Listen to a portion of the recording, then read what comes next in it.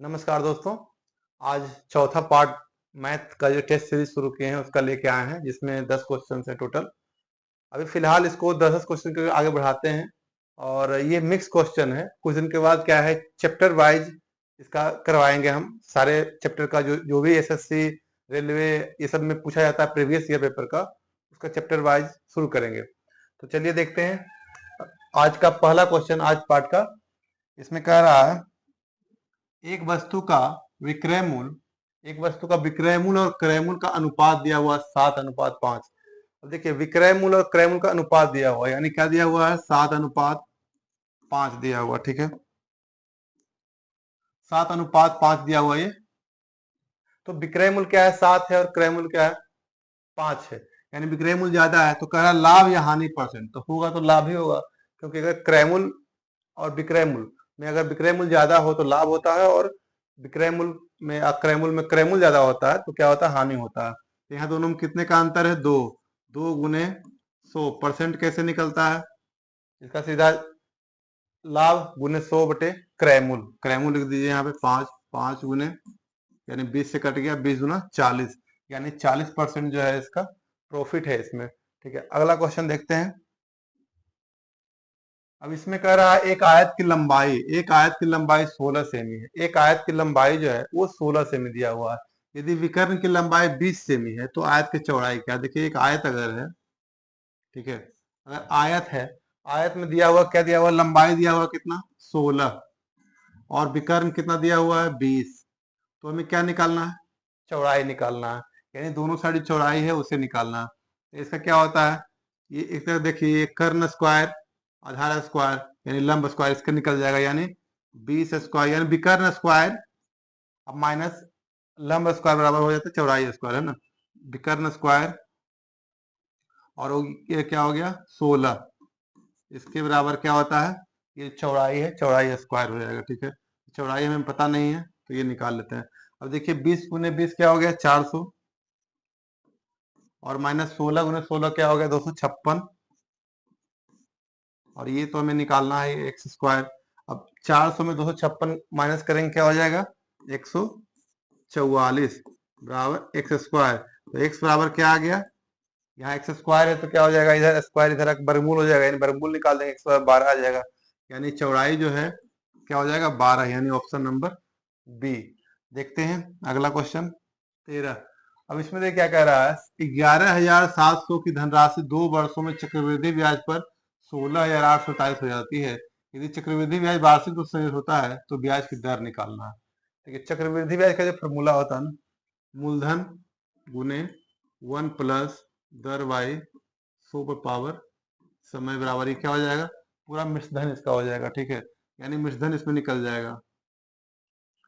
अब इसमें देखिए सिर्फ लगा दीजिए, क्या है, धनराशि यानी क्या है, मूलधन, यानी 11,700, 1 प्लस, हमें क्या निकालना है, दर, यानी आर तो निकालना ही है, दर बाई 100 पर पावर समय क्या दिया हुआ, 2 साल, और मिश्रधन कितना दिया हुआ है, 16,848, 16,848।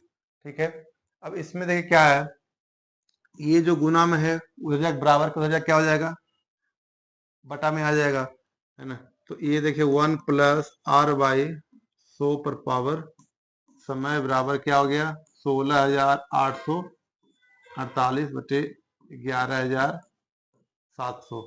अब इसमें क्या करेंगे हम लोग, इसको तो सोल्व कर लीजिए, यानी 16,848 और 11,700, इसको सोल्व कर लेते हैं, क्या आ जाएगा, 2 से, और 2 यहाँ से, 2 8 5 0। ठीक है, फिर 2 से कट जाएगा, 2 1 2, 2 के क्या हो गया, 29, 25 हो गया। अब इसको क्या करना, 3 से अगर कट जाता है, 4 2 6 3 9, 9 2 11 18, या 3 से भी कट रहा, 27 21 3 5 15, 3 के 1404। फिर ये कितना से कट रहा, देख लीजिए, 4 4 8 1 9, 7 5 12 9 21, 3 से फिर कट रहा 325, और यहाँ क्या होगा, 3 चौक 12, 3 18 24। ठीक है, अब ये कितना से कटेगा देख लीजिए, 468 यानी 39 तृतीय 39 और 7 8 यानी 63 यानी 36 ये हो गया, और 13 दूना 26, 13 पचे 65। यानी इसको सोल्व करने के बाद, यहाँ करने के बाद क्या आ गया हमें, ऊपर 36 आ गया और नीचे 25 आ गया। अब देखिए यहाँ पे क्या है, ये स्क्वायर है, तो स्क्वायर है तो क्या निकल जाएगा, 1 प्लस आर बाई 100 बराबर स्क्वायर भेजा क्या हो जाएगा, वर्गमूल, यानी 36/5 को अगर कर दे यहाँ से हटा करके तो क्या हो जाएगा, 6/5। अब ये जो प्लस में है एक उधर माइनस में चला जाएगा, तो क्या हो जाएगा, प्लस में है तो माइनस में हो जाएगा। देखिए यानी r/100 इधर हो गया 6/5 माइनस 1। ठीक है, अब इसको सोल्व कर लीजिए, कितना हो जाएगा, यानी 5 LCM हो गया, 6 माइनस 5 यानी r 1/5। ये जो भागा में है ये गुना में आ जाएगा, इधर ये गुना में ले आए तो क्या हो गया, r बराबर 5 गुने 20 यानी 20% आ गया इसका, है ना, 20% क्या है इसका दर निकल गया।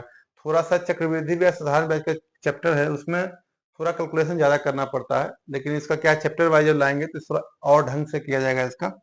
अगला क्वेश्चन देखिए, 14 नंबर में क्या कह रहा है, मनीष अपने होम टाउन से 40 किलोमीटर प्रति घंटा गति से जाता है।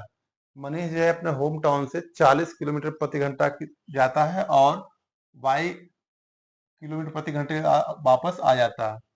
40 किलोमीटर जाता है और 22 किलोमीटर प्रति घंटा गति से अपने घर से वापस आ जाता है। ठीक है, उसके घर और होम टाउन के बीच की दूरी 360 किलोमीटर है। यदि वह कुल 21 घंटे का समय लेता है तो y का मान, यहाँ जो y दिया हुआ है इसका मान निकालना है। देखिए टोटल दूरी कितना है, 360 360 किलोमीटर यहाँ दिया हुआ, 360 किलोमीटर पूरा दूरी है। 40 किलोमीटर प्रति घंटा की दर से जाता है, यानी जो है यहाँ से जा रहा है 40 किलोमीटर प्रति घंटा से, तो कितना समय लग गया, 9 घंटे। 9 घंटे जाने में लग गए हैं और यहाँ से फिर आएगा। ठीक है, अब देखिए टोटल कितना समय लगा है, ये भी दूरी कितना है, 360, क्योंकि जाने का भी 360 किलोमीटर, आने का 360 किलोमीटर, जाने में 40 किलोमीटर प्रति घंटा लगा, यानी 9 घंटे समय लगा है। अब कुल समय जो लगा कितना, 21 घंटा लगा है। ठीक है, यानी 21 घंटा टोटल लगा है, तो 21 घंटा में से 9 घंटे घटा दिए तो क्या हो गया, 13 12 घंटा हो गया पूरा, है ना, 12 घंटा हो गया यहाँ पे, यानी 12 घंटे लगे हैं आने में, 12 घंटे लगे आने, तो इसका क्या हो जाएगा, यानी 30 किलोमीटर प्रति घंटा, यानी ऑप्शन नंबर सी। देखते हैं अगला क्वेश्चन 15, यदि एक आयत की लंबाई 50% की वृद्धि कर दी जाए और चौड़ाई 25% की कमी होती है तो इसके वर्तमान क्षेत्रफल में, देखिए लंबाई, आयत का क्षेत्रफल क्या होता है, लंबाई गुने चौड़ाई। ठीक है, लंबाई गुने चौड़ाई बराबर क्या होता है, आयत का क्षेत्रफल निकलता है उसमें। अब क्षेत्रफल यदि दिया हुआ है, इसमें कह रहा है किसी में वृद्धि हो गया 50% और चौड़ाई में 25% कमी हो गया। सबसे पहले क्षेत्रफल मान लेते हैं पुराना वाला, 100 गुने 100 कर लेते हैं, यानी लंबाई चौड़ाई क्या है, हालांकि बराबर इसमें आयत में होता नहीं, लंबाई बड़ा होता है और चौड़ाई छोटा होता है, लेकिन इसको 100 मानने से क्या है कि आराम से बन ज्यादा कैलकुलेशन ना करना पड़ता है। 100 गुने 100 कर लिए तो कितना हो गया, लंबाई गुने चौड़ाई, क्षेत्रफल कितना हो गया, 10,000। अब देखिए 50% वृद्धि हुआ है, 100 से कितना हो गया, 150, और 25% कमी हुआ है, तो यानी 100 से कितना हो गया, 75। अब दोनों को सोल्व कर लीजिए, 75 गुने 15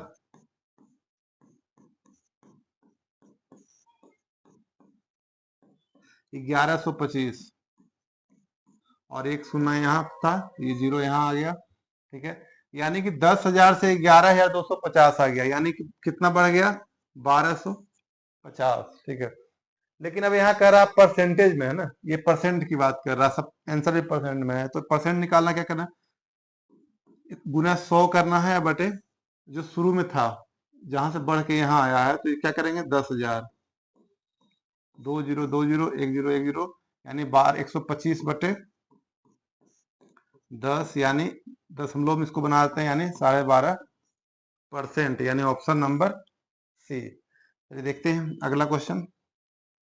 अब देखिए इसमें कह रहा है एक ठोस घनाभ की लंबाई चौड़ाई या ऊंचाई क्रमशः 14, 12 और 8 है। एक घनाभ है जिसकी लंबाई चौड़ाई और ऊंचाई दिया हुआ कितना, 14, 12 और 8। ठीक है, यानी 14, 12 और 8। घनाभ का आयतन बराबर क्या होता है, लंबाई गुने चौड़ाई गुने ऊंचाई, है ना। तो लंबाई गुने चौड़ाई गुने ऊंचाई, ये उसका आयतन हो गया। ठीक, अब इसी आयतन के बराबर कितने घनाभ को पिघलाकर, इसको पिघला करके दो सेमी भुजा वाले समान घन बनाए जाते हैं। घन का आयतन अब क्या होता है, भुजा क्यूब, यानी 2 गुने 2 है ना। भुजा क्योंकि इसका 2 है, तो 2 गुने 2 भुजा क्यूब हो गया इसका आयतन बराबर। अब कह रहा है इसको पिघला कर ये घन बनाया जाता है, लेकिन कितने घन बनेंगे, तो यानी x घन बनेंगे। कितने घन बनेंगे जो मुझे नहीं पता, लेकिन इसमें क्या है कि निकालना पड़ेगा इसको, तो यानी x घन बनेंगे। अब ये पूरा 2 इधर ले आइए सबको, यानी 14 गुने 12 गुने 8, और ये तीनों को 2, 2 गुने 2 ठीक है, बराबर क्या आ जाएगा, ये कितने घन है वो आ जाएगा। ठीक है, यानी 2 गुने 7, 2 6 और 2 4, यानी 4 6 24, 24 गुने 7 यानी कितना हो जाएगा, 168 है ना, 168, यानी ऑप्शन नंबर 1। देखते हैं अगला क्वेश्चन। 17 नंबर में क्या कर रहा है, एक वस्तु का अंकित मूल्य क्या है, 1200 रुपया दिया हुआ। किसी वस्तु का अंकित मूल्य जो दिया हुआ है 1200 और छूट दिया गया 31%, तो लाभ 15% हो रहा है। तो बस क्रय मूल्य क्या निकालना है। देखिए 1200 रुपया अंकित मूल्य है, छूट दिया गया 31%, यानी कितना बेच दिया, 69% में। ठीक है, अब लाभ कितना हो गया, यानी ये अंकित मूल्य है, अब इतना बेच दिया यानी विक्रय मूल्य हो गया। अब विक्रय मूल्य से क्रय मूल्य लाने के लिए क्या करना पड़ेगा, विक्रय मूल्य से क्रय मूल्य यानी ऊपर में 100 लिख करके जो भी प्रॉफिट या लॉस हुआ है उसको यानी प्लस माइनस करना पड़ेगा, यानी 15 है तो 115 करना पड़ेगा। ठीक है, यानी 2 जीरो ये तो कैंसिल हो गया, 23 गुने 5, 23 गुने 3, और ये कर दें अगर हम तो क्या हो गया, 24, 24 या 72, यानी 720, यानी ऑप्शन नंबर डी इसका सही है। अगला क्वेश्चन देखते हैं। एक पार्किंग में सभी वाहनों का औसत वजन 4000 किग्रा है। एक पार्किंग में जितने भी वाहन है सभी का औसत वजन क्या है, 4000 किग्रा है। 12 वाहनों का औसत वजन 6000 किग्रा है, शेष वाहनों का औसत वजन 3000 किग्रा है। पार्किंग में वाहनों की कुल संख्या कितना है।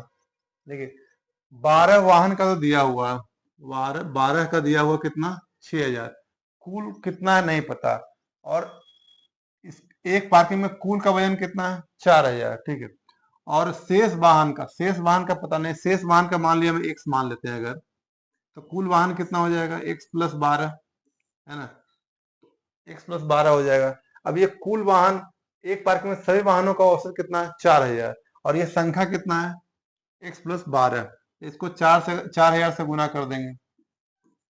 ठीक है, ये 4000 से गुना हो जाएगा तो ये पूरा निकल जाएगा, जितना भी किग्रा है मतलब सब निकल जाएगा, क्योंकि टोटल वाहनों की संख्या है और ये औसत वजन है, तो ये पूरा निकल जाएगा। अब कह रहा 12 वाहनों का औसत 6000 है, यानी 12 वाहनों का औसत 6000 है, प्लस अब कह रहा शेष वाहनों का यानी x का वजन कितना है, 3000 है, 3000। ठीक है, अब इसमें दोनों को प्लस करना पड़ेगा। ठीक है, चलिए देखते हैं हम, x प्लस 12 गुने 4000, अब 4000 को इससे गुना कर देंगे तो क्या हो जाएगा, यहाँ पे 4000x प्लस 4000 गुने 12 करेंगे तो क्या हो जाएगा, 12 चौक 48000 बराबर। अब इसको देखिए ये कितना होगा, 12 छक 72, यानी ये 6000 है यहाँ पे, है ना, यहाँ पे ये 6000 है। अब 12 छक 72000 ये हो जाएगा, प्लस ये क्या हो गया, 3000x हो गया, 3000x हो गया। ठीक है, 3000x हो गया ये। अब देखिए, अब ये बराबर के इधर अगर ये 4000 है और ये 3000x है, तो इसको इधर ले आएंगे तो क्या हो जाएगा, 4000x में से 3000x घट जाएगा तो क्या हो जाएगा, 1000x बराबर, ये 48000 अगर उधर चला जाएगा तो 72 में से 48 घट जाएगा, कितना आ जाएगा, 24 24000। ठीक है, अब x के बराबर निकालना है, यानी 3 जीरो, यहाँ 3 जीरो कैंसिल कर दिए, x बराबर क्या निकल गया 24। अब जब x के बराबर यहाँ कह रहा शेष वाहन, यानी x जो माने थे हम लोग, तो x के बराबर क्या आ गया, शेष वाहन कितना निकल गया 24।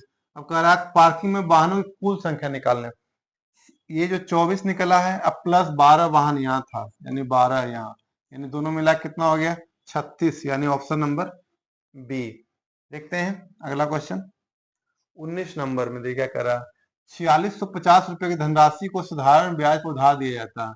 यदि ब्याज की दर 7.5% है 4 वर्षों के लिए, साधारण ब्याज का क्या होगा। इसमें क्या कह रहा है, साधारण ब्याज का क्वेश्चन है। इसमें कह रहा है कि मूलधन दिया हुआ 4650, दर दिया हुआ 7.5% और समय दिया हुआ 4 वर्ष, तो इसमें साधारण ब्याज क्या होगा। देखिए साधारण ब्याज वाले सिंपल इंटरेस्ट बराबर क्या होता है, मूलधन गुने समय गुने दर बाई 100, बस ये एक फॉर्मूला है, इसी में बन जाएगा। तो पी मूलधन बराबर कितना दिया हुआ 4650, समय क्या दिया हुआ 4 वर्ष, दर क्या दिया हुआ है 7.5%। अब इसको देखिए, यहाँ ये तो 100 हो जाएगा नीचे में फॉर्मूला में। अब इसको दशमलव यहाँ हटा के नीचे क्या किए 10 ले आए हैं, ठीक है। अब इसको सोल्व कर लीजिए, 25 गुने 3, 25 गुने 4, ठीक है। 4 4 कैंसिल हो गया, 1 0 कैंसिल हो गया।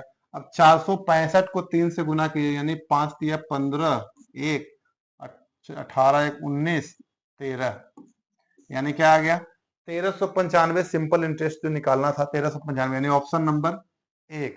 देखते हैं अगला क्वेश्चन। अब देखिए इसमें कह रहा है रवि मनीष और नवीन अकेले कर सकते 30 दिन में, 15 दिन में और 10 दिनों में एक काम पूरा कर सकता है। 3 लोग हैं, कौन कौन है, रवि मनीष और नवीन। ये तीनों 30 दिन में, 15 दिन में और 10 दिन में काम पूरा करता है। वो एक साथ काम शुरू करता है, तीनों क्या है एक साथ काम शुरू किया, लेकिन रवि काम शुरू होने के 2 दिन बाद काम छोड़ देता है। जो रवि है ना, वो 2 ही दिन में काम छोड़, देखिए 30 दिन में पूरा काम करता है, तो 2 दिन में कितना काम किया होगा 2/30, 2/30 काम किया होगा ये, ठीक है। अब कह रहा और मनीष उसके 3 दिन बाद, यानी 2 दिन प्लस 3 दिन, 2 दिन तो ये काम किया है रवि, और 2 दिन के 3 दिन के बाद, यानी कितना दिन हो गया 5 दिन। 5 दिन काम कौन किया है मनीष, यानी मनीष जो है 15 दिन में काम खत्म करता है, लेकिन 5 दिन काम किया है, तो ये कितना कर लिया होगा 5/15, यानी रवि 2/30 काम किया है, मनीष 5/15 काम किया है, क्योंकि वो 15 दिन में करता है, 5 दिन किया चला गया है।